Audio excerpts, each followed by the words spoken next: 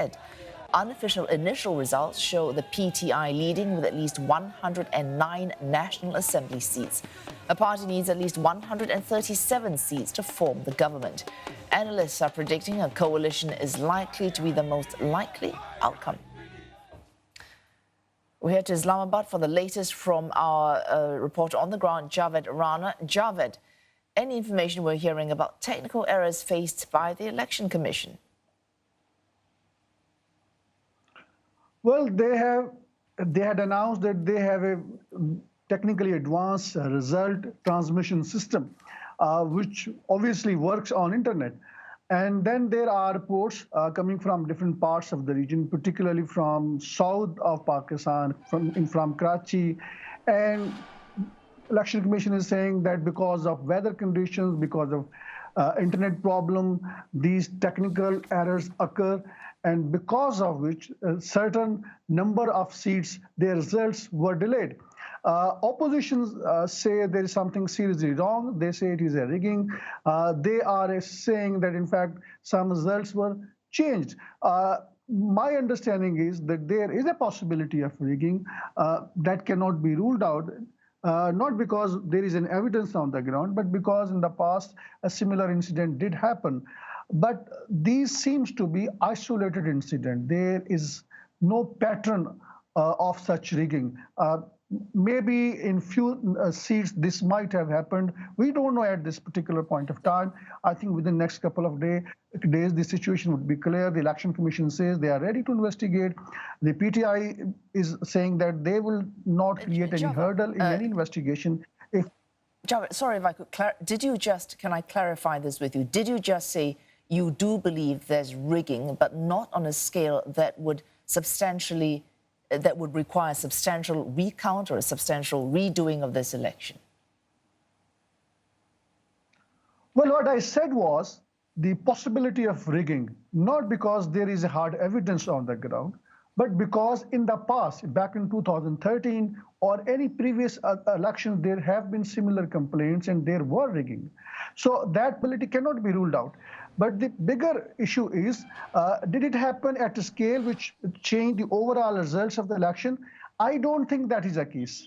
If supposedly, for the sake of the argument, if the allegations of opposition parties are true, then I don't think it has changed overall representation in the parliament, particularly in the federal government. So I don't expect any agitation from the opposition, from the other political parties in a manner that would destabilize the next government.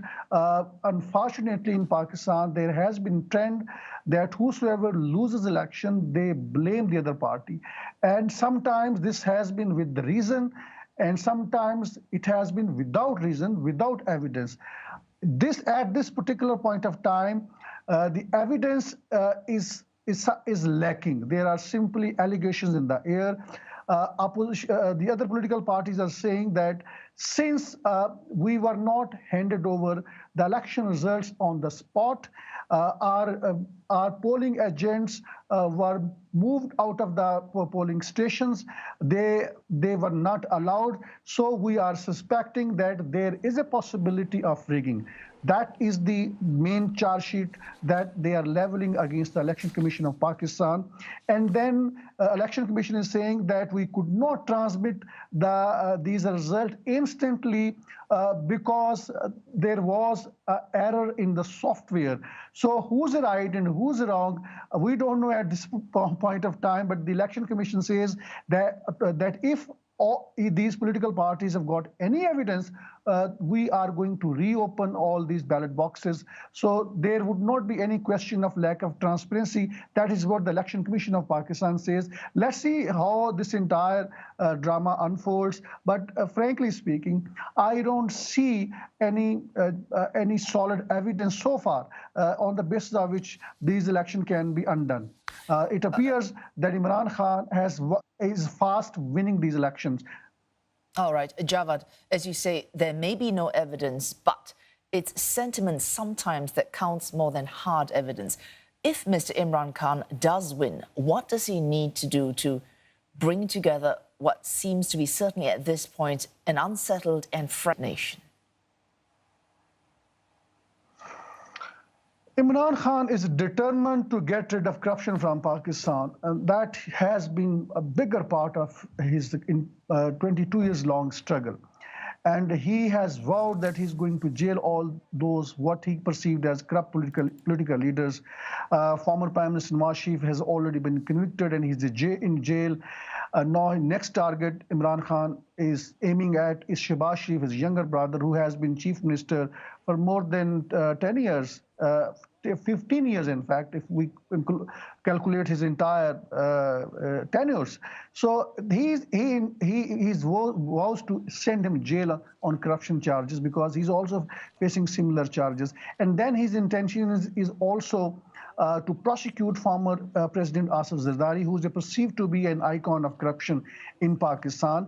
And there are 200 billion US dollars which have been parked in Swiss banks, and the Swiss government and Swiss banks had confirmed it with the previous government, but the previous government did not actually had an agreement with the Swiss government to repatriate this money because these monies what allegedly belonged to the former ruling family. These money belong to the former President Asif Zardari, and he meant so many other officials from the civil and military bureaucracy. So I think these are the things he intends to take on.